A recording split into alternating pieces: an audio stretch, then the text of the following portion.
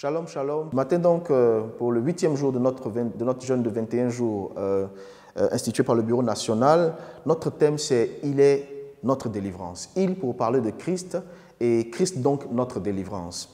La délivrance ici c'est un large thème et pour éviter d'aller dans tous les sens, permettez-nous de circonscrire en parlant de quelques points justes. 2 Thessaloniciens 3, verset 1 et verset 5. Au verset 1 au verset 5, je vais vous faire l'économie de la lecture qui sera un peu longue et qui nous prendra du temps, mais je vais vous encourager à le faire chez vous à la maison. 2 Thessaloniciens nous parle donc de la délivrance. Et en plus de ce verset, un autre verset supplémentaire nous a été donné qui est Éphésiens 6, 12 qui nous parle des armes que nous devons utiliser, sinon nous n'avons pas à lutter contre la chair et le sang et beaucoup de choses dans le genre.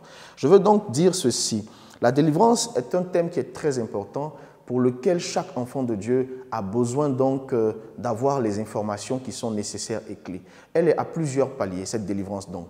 Et comme je le disais, nous allons le circonscrire. Christ est notre délivrance. Christ ici est mis pour celui qui est le Dieu capable d'apporter la solution à toute l'humanité. Il est notre délivrance. Et la délivrance ici que Christ donne, elle n'est pas juste limitée à l'Église. C'est une délivrance qui est capable de s'étendre au niveau du monde, des familles, des individus, des nations. Et les hommes cherchent la délivrance pour apporter un meilleur système de vie à l'humanité entière. Des dirigeants de ce monde cherchent la délivrance, cherchent la solution. Or, Christ est la solution. Et nous proposons Christ comme solution à tous ceux qui sont les dirigeants de ce monde, à nos responsables politiques et administratifs, à tous ceux donc qui sont dans les églises et dans le monde. Ce jeune frère, depuis ce jeune frère qui dans le quartier cherche une solution pour sa vie, il a besoin de Christ. Cette mère qui cherche une solution pour ses enfants, Christ est la solution et la solution à la délivrance. Cette délivrance donc, la Bible nous dit que pour l'acquérir, nous devons comprendre que nous n'avons pas à lutter contre la chair et le sang.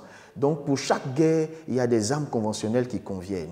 Et pour cette guerre-là, la guerre de la délivrance, ce qui est important de comprendre, c'est que notre propre chair ne peut pas nous apporter la délivrance. Nous devons chercher la délivrance entre les mains de Jésus-Christ, notre Seigneur. C'est lui donc l'arme nécessaire, l'arme principale qui nous pousse et qui nous conduit pour pouvoir acquérir cette délivrance.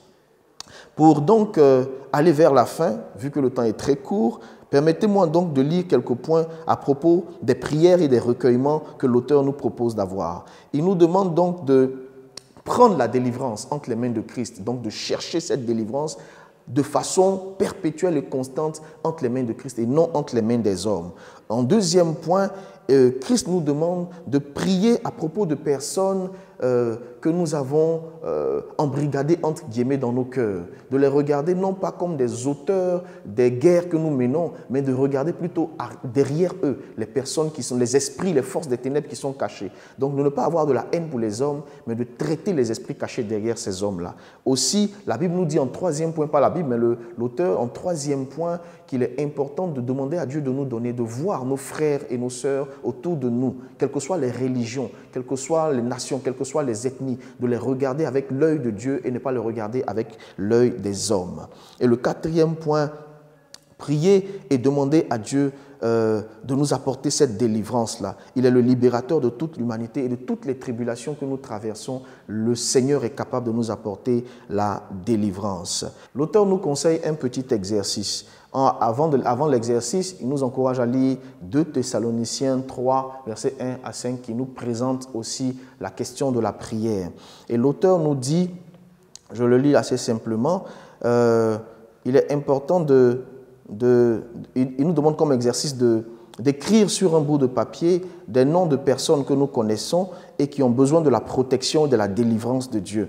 Et ce seront peut-être des personnes de nos familles, nos collègues, nos amis, même le chef d'État, les gouvernants, mais mettre leur nom sur un papier et puis présenter ça sur notre autel de prière, demander à Dieu sa grâce dans la vie de ces personnes pour que la délivrance leur soit accordée.